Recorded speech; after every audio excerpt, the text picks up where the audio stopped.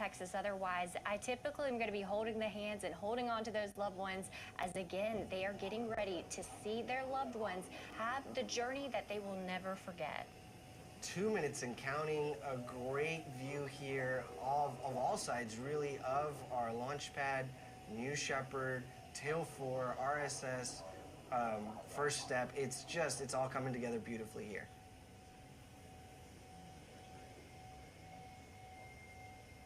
Such a great backdrop for when one's going to go to space. We love to see those beautiful mountains in the background.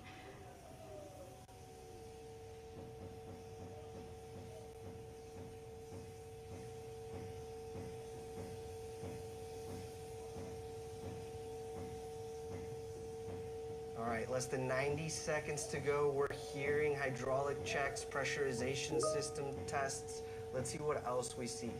And those are the aft fins at the base of the vehicle that are moving through their full range of motion, again, completing their bit checks. These fins steer the vehicle on ascent and descent.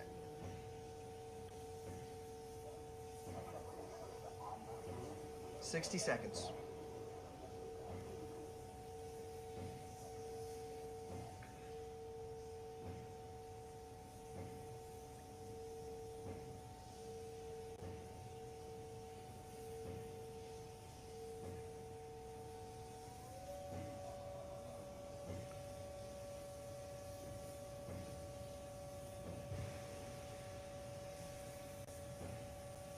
Just under 30 seconds. It's time to hand it off to mission control and launch this rocket.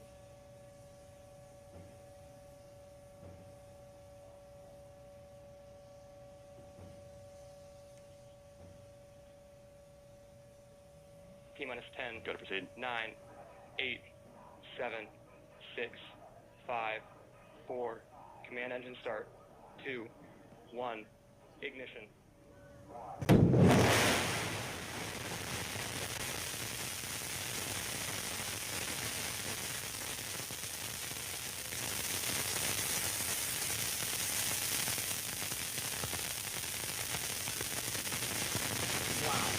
What a great takeoff shot. New Shepard is cleared.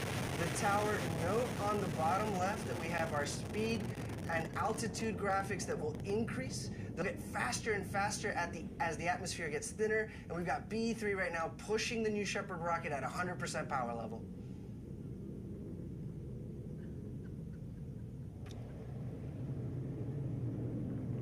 How exciting about 3G our astronauts would be experiencing as they are ascending into space.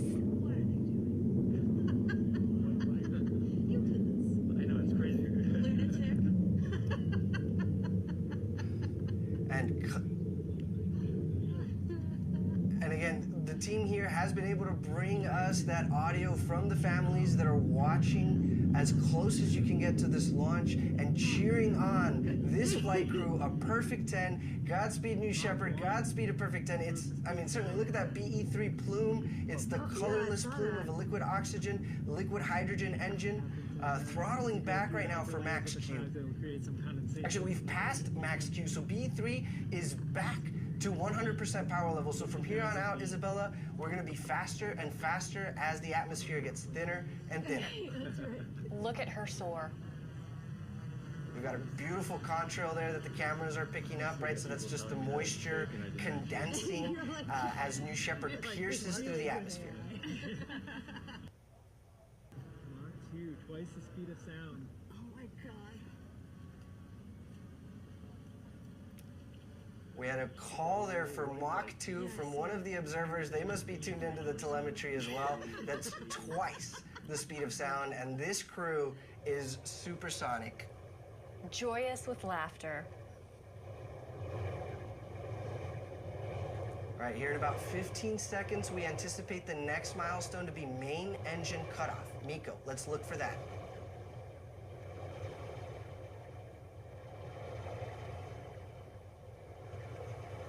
There we have it. Miko, in short succession here, will be vehicle separation, and then our astronauts will get to experience 0G prior to capsule apogee.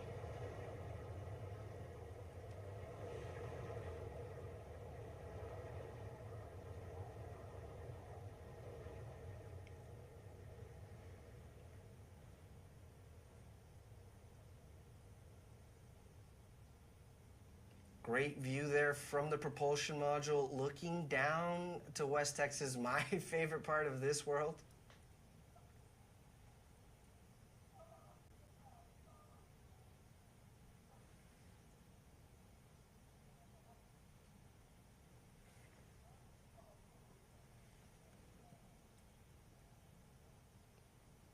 The zero-G indicator is flashing. We are getting very close to apogee there. You'll see the velocity meter hit 0.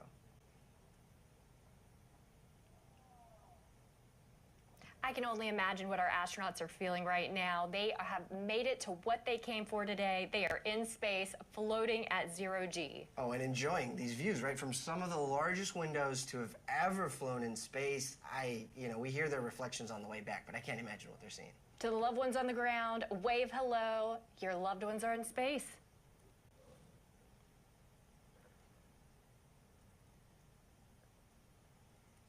And this tracking shot there, you can see both vehicles there in the middle of your screen as they reach apogee.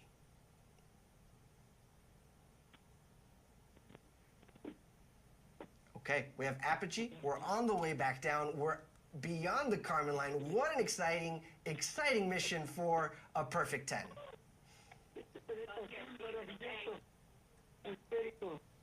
La atmósfera la veo muy riquita, muy rica. El cielo negro, el sol por ahí alto.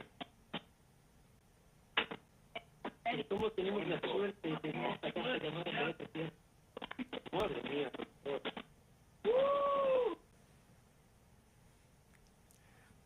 Wow, yeah, we've got great astronaut audio coming in. I heard 1 minute warning. Of, excitement. And the 1 minute warning of microgravity so that the astronauts have full situational awareness of how much longer they've got in microgravity.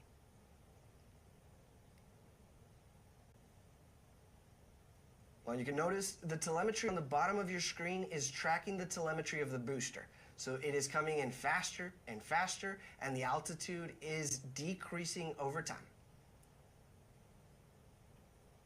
Go ahead. What a great shot, though, being able to see both the booster and the capsule as they make their separate returns back to planet Earth. Yeah, no, a clear day for weather.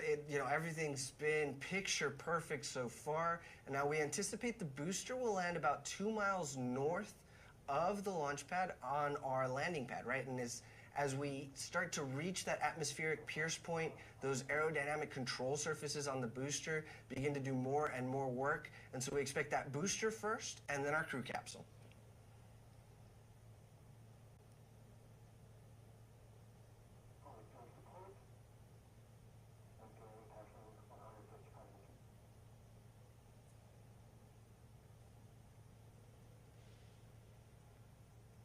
Just a great shot there about how the booster was getting faster, more quickly relative to the gumdrop-shaped crew capsule.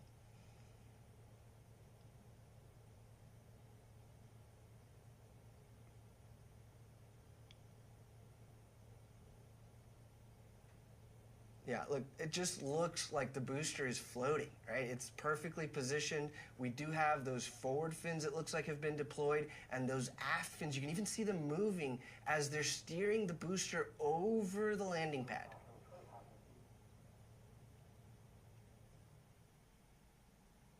Coming up, we'll see the drag brakes deploy.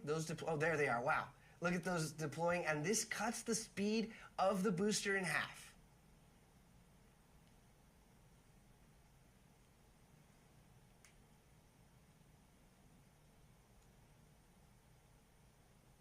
Such a clean and smooth descent on that booster. Mighty impressive, Team Blue. B3 engine relight. Here we go. Last 1,000 feet over the landing pad.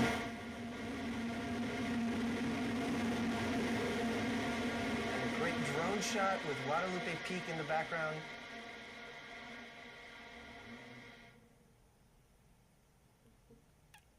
Looks like touchdown, tail 4. Wow. Welcome back to Earth, New Shepard booster. Incredible shot. Phenomenal job, Team Blue. But everyone watching at home, stay tuned, hang in there. This show is not over by a long shot. Soon here, we're going to be seeing our capsule and know that our astronauts are returning home safely to Earth. Much to stay tuned for. Right, and so these folks now are seated, they're buckled, they're experiencing 5Gs, and then we've got the shot of the crew capsule coming in. How phenomenal. Again, Eddie, as you mentioned, that is gumdrop shaped, so that way it can help on its return to Earth, ensuring that it slows its descent.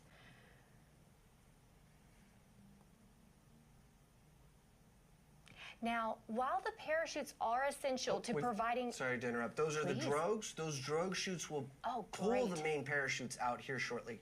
Sorry about that. Go ahead, Isabella. No, we want to see those drogues come out because shortly here, we are anticipating our wonderful parachutes. Here they are now.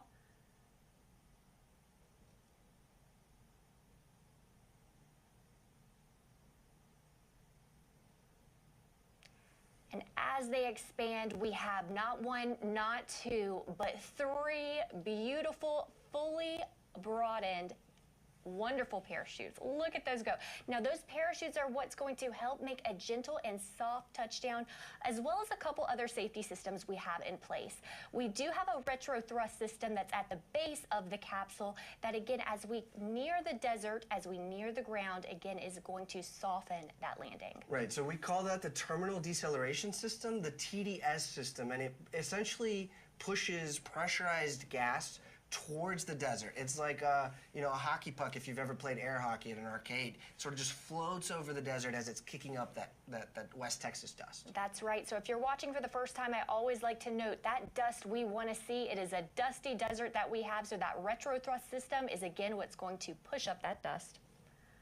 All right, less than 1,000 feet to go here before the retro thrust system fires. If we've got a good drone shot, look for those happy astronauts with thumbs up signs and clapping.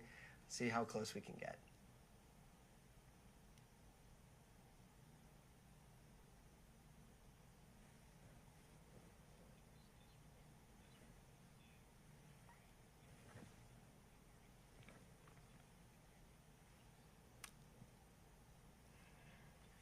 And touchdown! Welcome back, astronauts. I mean, perfect 10. Should we say that? I'd say 10 out of 10 for our astronauts and for the whole program here at Blue Origin. I mean, it's always incredible to see a great and easy touchdown for our New Shepard crew capsule. Now, our crew capsule recovery team is currently driving out in a convoy to meet the astronauts. They're going to safe the capsule and get ready to open the hatch. I am just thrilled for our astronauts, and I know that they certainly are, and it's setting in right now as they have just freshly returned to Earth and our newly minted astronauts. That's 5 of those, and Elaine having been minted a second time. Yeah, look, you still have that West Texas dust sort of lingering there from the retro firing system. The crew capsule comes back in a passive state, and so the team knows ahead of time more than likely where in the West Texas desert the capsule will land. Actually, from the drone shot we have there, we're pretty close to the road. So we'll anticipate that recovery team coming in on the road there to safe the capsule. They'll be led by crew member 7, and then they'll, greet their family members and just celebrate that they've been to space. That's right. And as you can see, we're going to let our astronauts have their moment, take up that space inside the capsule, and commemorate their return to Earth with those that have only been on the journey with them and their other 5 astronauts that are on board with them.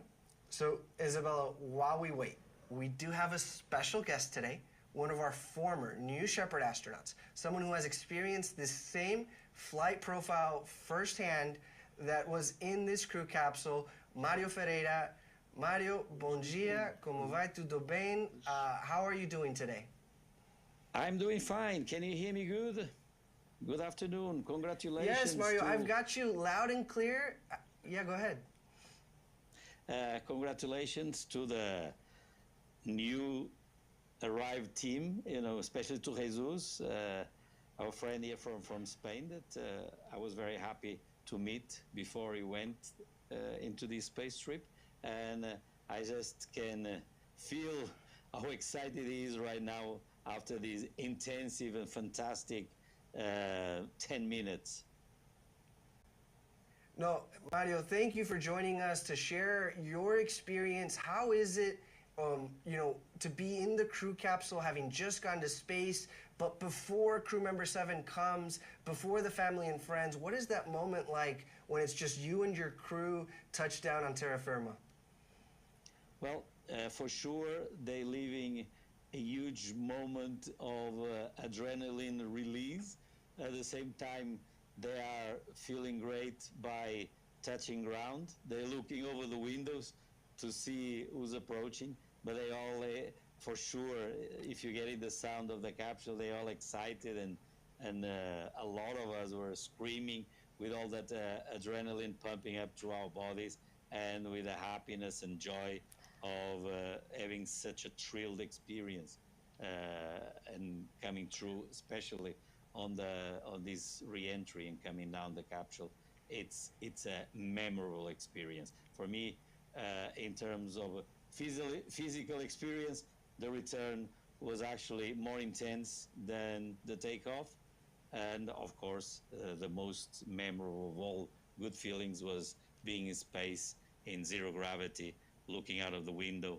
That is something that they will never forget, as I will never forget them. No, Mario, you said it exactly right? You experience almost 3 Gs on the way up, 5 Gs on the way down, and 0 Gs when you're up there, so you really cover the full range there. Mario, let me ask, we know Jesús is very famous in his home country of Spain, and that he interviewed you for a documentary that recently aired on Amazon Prime Spain. I think it's called Calleja en el Espacio. Tell us about what that conversation was like and what you both talked about. Well, he came over to Portugal, to my office, and we were in Portugal, and talked because we have some other things in common, not only being to space, as he was now. He knew I went on the 22 mission. So also, as a coincidence, I did the Rally Dakar, the most intense rally race that there is in the world. I did it still in Africa, was the last one in Africa. He did also the new wave of the rallies in the South Americas. He likes to explore the Arctic, Antarctic, like I did also several times. So we had a lot in common, and he came by since we weren't too far apart, and he wanted to listen firsthand so I could explain what was the experience. So I think he felt that he would be better prepared by having this discussion and letting him know the procedures, how did I feel. So it was a conversation in advance. I think, I hope that some of the things I explained to him of my experience did help for him to have better knowledge in advance and to have a great experience, as I bet he did. Perfect. No, Mario, I think it's great to hear that as the astronaut community is growing, that you all are finding to be mentors and mentees and developing these relationships with each other. That sounds pretty special. When you flew on NS-22, I was at the desk with Victor Correa España from Brazil. He had a message for you. Is there anything now that you would like to tell Jesús before we wrap up? Well,